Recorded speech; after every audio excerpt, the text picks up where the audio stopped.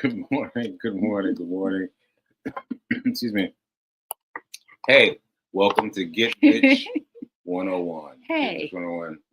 And yeah, she's setting up a lamp. I'm trying to get it. Yeah, there we go. Yeah, get the visibility. You in here singing cool. Cool. So, good morning. Good morning. Good morning. Welcome to Fiance Five. Welcome to Fiance Files. Fiance Files. Fiance Files. And shout out to New Thought Media Network for allowing me the space to grow, to grow, to grow. And and don't. He is not a financial advisor. He is the money wizard. So take what he says with a grain of salt. This is what works for him. This is what has been working for me. And do your own due diligence. Well said. Well Thank said. You, well said. Well Thank said. You. All right, folks. So, I wanted to show you this, Fee. This was the intro. That was the intro. Oh, Where is he? Where is he? Oh, Nelson. He's like, listen, I've been up all night. Nelson is a nurse. He didn't go to school for it. He's a nurse. He's a companion cat. He does companion cat. Yeah. He's if only we could take him out of the house. Like he would be of such help to Sekou. This little guy like watches guard over Sekou. He watches when you took a nap this morning. Yeah. Oh my goodness. He was sitting there just looking at you. Like, we good? He has a level of understanding that we mere mortals don't even overstand. And so, sidebar, I took a nap this morning, so let you know that I was tired. He's still, because you're and I think you don't realize that you are fighting this upper respiratory yuck, and it's a process. It's only been going on for 6 days now. Yeah. So it's a process, you know. Yeah. Be kind and patient with yourself. So anyway, we want to hey, Reverend Melissa. Good day, Rev Melissa. We wanted to talk about, well, actually, okay. No, go ahead. Let's go. What were you going to say? No, I was going to say that I forgot what I was going to say. What I was going to say then was about about Tony Robbins, because we were just talking about him. Oh. But let's talk about what you were going to talk about. Well, so many things. The conversation of money comes up often in conversations, very naturally. So last night, I was in Brooklyn. Is Brooklyn in the house? You made it to Brooklyn, y'all. Rev Melissa, I have a video to show you because finally I'm on the subway. Yeah, I did chaperone. He did. See this guy. Did you show? I meant to tell you to upload that picture. So this guy right here not only walked me to the subway, got on the train, walked me to the restaurant that I get to guide these women in conversation. And I was just like, I'm not lucky, I'm blessed. And I attracted this. I attracted you because I am him. You can only attract from where you are. And let me tell you, we've known each other for 20 years, and those previous 17 years, I was not where I needed to be to attract him, and vice versa. I was a hot mess. So anyway, I'm having a drink with these women in Brooklyn. One of the women is in finance. So I learned last night. I didn't share this with you because I wanted to share it today. I learned that she manages a trade floor. Oh, what? Yeah. JP Morgan, I think. Yes. That's what she does. And of course, I had a question for her. The other woman is an HR director. Okay. So I asked the woman who manages the trading floor, I said, so my fiance is into day trading. Yeah. I said, he's very passionate. He's following Tim Sykes. She knew who Tim Sykes was. Yes. I said, and so we watch a lot of the videos. I said, and I'm curious. I said, because I believe it. I said, but are some of these people like Tim Sykes and Wall Street Trapper, I said, are they really making millions monthly. And she said, the key to trading and investing in stocks is to be patient and to hold. She said, because what happens is you'll invest in stocks. I'll give you an example. This was her example. You'll invest in Amazon. You'll invest in Google. Yeah.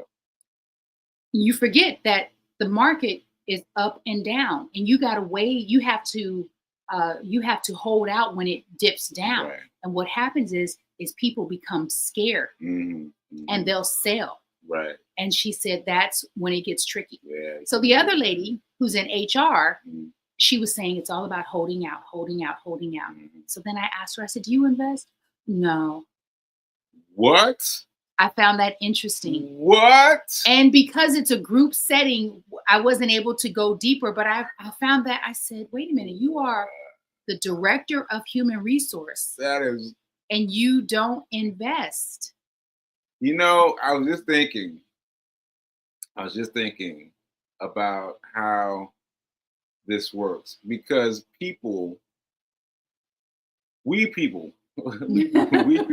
get involved in things, but we separate ourselves out. Oh, yeah. You know, we separate ourselves out from it. We was like, no, that's not for me. That's not for me. That's for them. That's for them. Yeah. And I told you yesterday. If you saw my show yesterday, I was talking to Reverend Mel, and I was talking about this big racetrack that this man built on his property. And I was like, how did you do that? How did you build a racetrack on your property? But I didn't avail myself of the right to ask him, like, how? Right? And I wish I had done that. But that's the thing. There's a separation. I love the word avail. I love that you said that, because in Sekou and I and Rev Melissa and some other amazing people are on week 3 of the 30-day mental diet. In this book, Willis Kinnear talks about availing yourself to life, because oftentimes we feel like life is holding something from us, or life is penalizing us, or life is blessing those people and not blessing us. And sometimes it's because we're not availing ourselves to life and the opportunities. We're not asking the questions. And we really bought into this is for them, those people over there, whoever those people are. Right. And it's simply not true. So she and I, the human resources director, were talking about Thomas Jefferson. So I'm talking about Thomas Jefferson. Wow. over dreams. I said it was fascinating to me that, because we just watched the film. Yes. So it was Sekou's first time. I've seen it maybe 2 times before, but it didn't count, because not until this time did I understand that the man, 2-time president, died broke. Yeah. So I'm sharing this with her, and I said, briggity broke. I said, it's fascinating to me that someone with that amount of power and connections would have died broke. And do you know, she was more interested in the fact that he had all of these illegitimate children. And I said, yes, but but that's common knowledge. What's not common knowledge, at least to the masses, is how he didn't manage his money. And so she did say, you know, he made poor choices. He definitely made poor choices. Sekou and I wanted to find out, was the stock market a thing? Was it in existence in the 1700s? And we learned that the stock market was available in the 1500s. From 1611. 1611. Yeah. So that was, I just found, like I said, and so this is why we talk about it. This is why we both go down the rabbit hole in our own way, individually and collectively, because it's so interesting. If nothing else, it's just interesting. Yeah, because oh, Rep Melissa. What? She said, I'm not surprised the HR director doesn't invest. We have to walk the talk. Rep Melissa, yes. And this is the same HR director who's new to this position, who doesn't have anyone over her, who reports directly to the president of the company. The president of the company doesn't see the value in having a coach, to help her navigate this new territory, because it's not only a new position, it's a new region. She came from Minnesota and she's now in New York City. And so I was telling her about you, and she was like, yeah, but they don't see the value in a coach. Wow. So I'm in her ear. I have 5 more weeks with her. So let's see what happens. Okay. Because I really like her. Okay.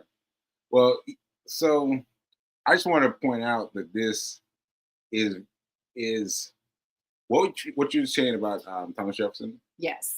reminds me of what I was saying this morning about Tony Robbins, because Tony Robbins was rich. Like, before all this stuff happened, he was rich once before. Okay. And he lost it. And he was like, how did I lose it? Like, I was rich. And he expected, once you establish yourself as rich, you expect, human beings expect that they'll just stay there. But it's not true.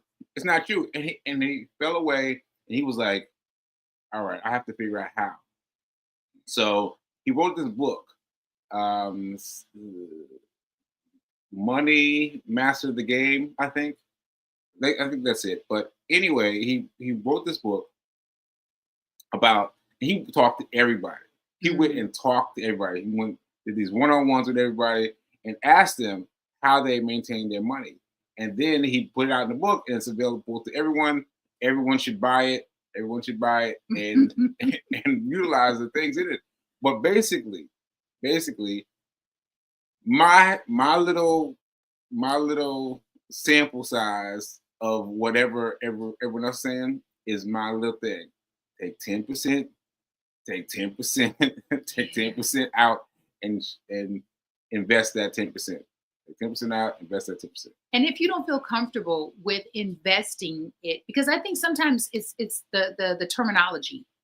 So if you write a book about money, people tend to equate money with math. And if you are not strong in math, if you don't like math, then you're going to have some resistance. Because us, we what? math has been a big no-no. Been a big no-no. I've owned the fact that math was never my strongest subject. Yeah. So I've taken so much ownership in it. I even talk about it in my show. Like, math has always been so intimidating to me. And I remember my math teacher in junior high, Mr. Zimmerman. Just looking at him terrified me. I was just like, how can I skip the whole year of math? Because Mr. Zimmerman is scary. This math, I'm not getting it. And I think if you don't have a teacher who's really invested in helping you to navigate math, you just kind of get pushed through the system, and then you become an adult and you continue to have this dysfunctional relationship with math. Right. And you keep applying it to money. Exactly. And it's not equal. It's not. And you don't find out until you're 53, 54. So if you're 53, 54 and you have children, grandchildren, or nieces and nephews, help them navigate it now. I'm telling you, because while you're helping them, you're also helping yourself, and you're learning along the way. What I love about what you shared about Tony Robbins, Sekou shared with me this morning, because I love Tony Robbins. Tony Robbins appeared on the YouTube screen, and I shared with Sekou, I said, he owns an island in Fiji. Sekou said, well, I'm not surprised. I'm not surprised. Sekou then shared that he had been rich, Tony Robbins, and he lost everything. Lost it all. And he became unhoused. And he found this book, and he started reading up on money, because he was confused about how did this happen to me. Right. And I said, here's the thing, though. The fact that he had the wherewithal to invest his time in learning versus being desperate and doing something for, a quick turnaround with money. I said, he actually took the time to read and study about money so that this wouldn't happen again. I said, that speaks volumes. Can you imagine being unhoused and saying, listen, I need to learn about money, because obviously I don't know how it works, and I don't want this to happen again. Yeah, because he learned it quick. Now, he was rich once. He learned it quick and followed it up, and now he's set for life, right? But with me, I was rich several times. Several times. I kept losing it. I'm like, what's happening? Why do I keep losing the money? Why I keep losing the money? Uber But Eats. now, yeah. Now I understand. Now I understand. Now I understand, as you would say. Yeah. Yes. Yeah. There's I'm gonna whisper this. There's a guy, someone who lives over there. And every day, sometimes 3 times a day, I've counted on occasion 3 times a day, this person has food delivery. Yeah. And I think, so I always notice, and I said to Sekou, I said, this person spends a lot of money because it's not just once a week, twice a week. It is every day that I leave and come in that I see that he orders out. And I'm thinking, that's a good, maybe $60 a day on food. Whereas he could take a percentage of that and maybe not order out one meal and take that money and put it towards investing. Whether it's stocks, maybe he can invest in a digital. Sidebar. I just got to point out that used to be me. That used to be me. I would have my orders all day, and I didn't know where to put the money. I didn't know where to put the money. So you just ate it. So I ate it. Yeah. When Fee King came around, even when we were dating, when Sekou would come to Baltimore, he's like, "Where are we going?" And I was like, "We're not." I was like, I just don't want to eat out that much. Yeah. And then when I would come down to New York to visit, it was like, "You want to go to Red Poke?" And I love Red Poke, but I was like, "No, I'm gonna cook." Yeah. And I do it not just for budgetary reasons, definitely for budgetary reasons, but for our health, because it's so easy to get caught up in eating the pizzas and the pastas and the French fries. Right. The fries. I did treat them to fries last night. Good. Stickies. Y'all don't know Stickies got good fries. They got the good truffle parm. Truffle parm. So I ate 6, and I was like, that's not good. So sidebar. So even if it's not stocks, if it's real estate, whatever it is, what Tony Robbins echoed is the same thing that you've been echoing, which is the same thing that all of the money thought leaders echo. Even Arlen Hamilton. I turned someone on to Arlen Hamilton yesterday, and she was like, I subscribe. She is amazing. They all say the same thing, which is the truth, that we've all been fed a line of BS, that we don't work for money. Money works for us. Money works for us. We don't work for money. Money works for us. Yeah. And in Tony Robbins' video today, there's a guy who's narrating it. And he said, and I'm going to paraphrase, that working for money will never yield wealth exclusively. So you can work for money, but invest the money that you make from working in a vehicle that will grow. And I tell you. Yeah, because I hesitate to use this word, but then it compounds. But I hate to use that word because it makes you feel like, right? Because it used to make me feel that way. But I don't understand what this is. Well, break down compound. Yeah, but what you do is you just put a little bit, back to my formula, take 10%, put over there, 10% put over there, put over there. What it's doing over there is compounding. It's maximizing itself on top of itself. And if you reinvest the dividends within itself, it's going to get bigger, faster. And all you have to do is take that 10% and put it over there. And the other thing, Sekou didn't remember that Sekou has been saying this, and I've been doing this, which is, B, you won't even miss the money. So immediately, wait, I was watching, I had frozen the Tony Robbins thing, and I was like, isn't this an interesting idea? And she's like, you talk about that all the time. I was like, I do? All the time. Yeah. All the time. And it's a process. Like when you decide to shift in your mind, transform, change, be different, like you can use all the descriptive words. But when you decide, you get to be reminded that, and Rev Melissa talked about this in the 30-day mental diet, is that it doesn't happen in 20 minutes. It doesn't happen in 30 minutes. It doesn't happen with one read. It doesn't happen with one conversation. It happens with consistency, consistency. Yeah. And what are you going to be doing while you're living? So you may as well at least become curious. I think just become interested and see, I wonder if I could think different. Yeah. I wonder what that would feel like Yeah. and what that would look like if I just think different. Yeah. Because because it's like So it's dramatic. it's difficult. It's difficult to think differently about and to the same do differently. and to do differently about the Yes. same thing that you say the same thing that you've done and treated the same way for so long. Right?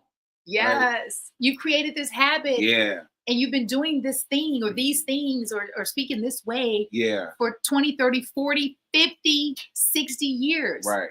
So this week, Rev Melissa has challenged us to have a week of no complaining. Yeah. Right. No complaining. No complaining. Yesterday, I'm walking from Planet Fitness and I had an epiphany. Actually, while I was in the gym, I had an epiphany. And I said, because I've been saying since Planet Fitness opened, I don't like Planet Fitness. Mhm. I've had clients that I've gone there and trained in Maryland, like Landover, Lanham. And I've always thought, I was like, I don't like Planet Fitness for many reasons. Mm. I joined Planet Fitness because it fits within my budget. And I've been going, and every time I come back, Sekou says, "How was it?" I was like, "It's okay." Right? And then yesterday, I forgot that we weren't complaining. And sometimes you get reminded that that's a complaint. Mm. And that's a byproduct of being negative. Mm. Mhm. While I'm in there, I said, you know what? I'm reframing. I said, I am so grateful that Planet Fitness exists. Yeah. I'm so grateful that I have access to Planet Fitness, that I can walk here, that it has just about everything. No, it has everything I need and not everything that I want, because I want a sauna. Mm. It doesn't have that. And I said, but there are other gyms that have that. And you could have joined those gyms, but you chose this gym. So no more begrudging Planet Fitness. Right. And then when I came back, I was sharing with Sekou, and he said, yeah, because that's complaining. And no, he didn't call me. And I reminded him, I said, oh, and that's right. We have a week of no complaining. Right. Had I not changed my mind years ago, I would not have even been aware that I could reframe how I was thinking about Planet Fitness. And Right. yesterday was the best workout I've had. And that was my 7th workout. It was the best because I decided that I'm going to be grateful and I'm going to enjoy the experience. Right. Right. Team Planet Fitness. Yeah. And it's all about the reframe. It's all about the reframe, because those of you that are experiencing the same things over and over and over again, and you're thinking about them in negative ways over and over again, what you haven't done is shifted your thinking. You got to shift your thinking about it. Oh, I see you. Yeah. Hey. Right? I like that. Yeah, you have to shift your thinking about the same experience. And once you do, just watch and see what happens. But you got to do it yourself. Yes. Yeah. I like that. I agree. Yeah. I agree. That's good stuff. Yeah. The other thing that has happened this week that was dope is Sekou had an appointment. So I have been writing down addresses incorrectly, y'all. Like if his doctor appointment is on 38th Street, I'll write 48th. And I was like, okay, this is good intel. Fee, you've got to take your time. And something is happening. And I'm not blaming the iPhone or the keyboard, because it happens a lot with typos. And I don't notice it until I've either sent it or saved it. And then I didn't review this doctor appointment until the day of. We get to the doctor appointment, and literally it was Trump Towers. Yeah, I was like, I was like, well, hold on now. I said, Google. I said, maybe it's in there. He's I was like, like, no, hold I on, don't want to go in there. hold on. I don't want to go in there. I don't want to go in there. Let's make sure that this is the right address. I was like, well, I don't want to go. I don't want to go if the appointment's in there. It was the wrong address. Yeah. We ended up walking 10 blocks to the right address. But because we were late, they rescheduled the appointment. So Sekou said, Fee, we're near Charles Schwab. Let's call and see if Chris Bygrave is in. Yeah. I think this guy is stalking him on some level, but it's all good. Yeah, it's Chris all Dollars. good. I'm always on Chris. He always wants to sit down and talk with his financial advisor. Yeah. And I said to Sekou, I said, I want to talk with Chris. I had emailed Chris. I said, this is perfect because I want to talk with Chris about opening an account for my 10-year-old niece. Mm-hmm.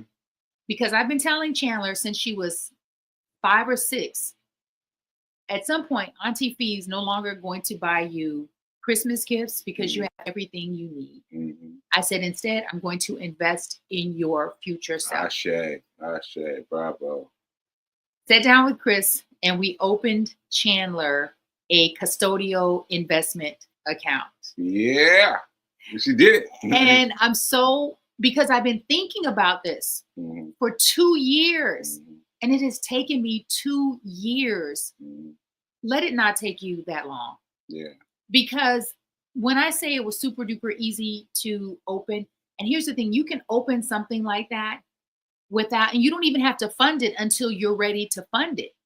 But at least get it open, because that's getting you that one step closer to funding it. Yeah. Whether you fund it with $1 a week, $20 a week, $100 a week, or for those of you who are scared, put $25 in there and just leave it alone. Leave it alone. Let it grow. Let it grow. But just have something open. I'm excited to buy a share of Disney and Google, because we learned that Google owns YouTube. My niece loves YouTube. She's working on her YouTube channel. So the fact that she has a YouTube channel and she has ownership in YouTube is going to blow her mind. Yeah. It's going to blow her mind. And she won't have access to this money until the age of 21, which again, no kid is excited about that. And that's okay.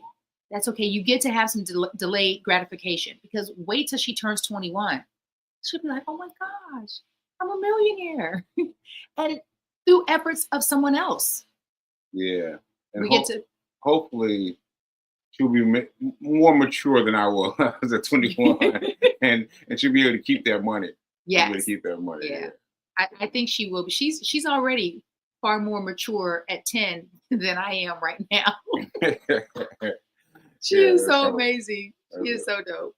Here's a photo of us from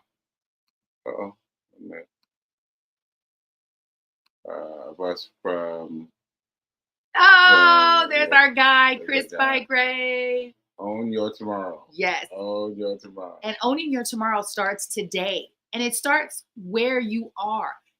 And here's the other thing that I admire about Tony Robbins is the man was unhoused.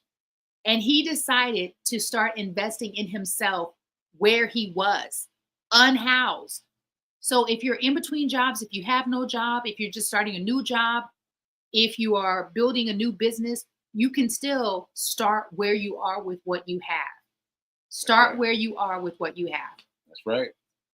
And remember, guys. Oh, before we get into that, Sekou. Sorry. Check Sekou out this evening. Oh, yeah. He will be speaking in my group, Her Story tonight at 7 p.m. Eastern Standard Time. He will be sharing it on his page, all of my pages. It's free, so join us tonight. Sekou will be sharing his journey as a writer. Many times, Sekou doesn't share that enough, that he is not just the author of Hack Your Pay Now, paperback, ebook, audiobook. He is also a 5-time author. He's written 5 books. So he's coming into my group of writers, creatives, artists to inspire you and to remind you that if you have a story within you, it is now time to get it out of you. Right. Tonight, 7 p.m. Eastern Standard Time until 7:30. So we'll see you there. Yeah. Mom, I'll send you the link directly. I'll send you the picture. And remember, that now is better than perfect. Now than perfect. And I will see you guys later. Peace.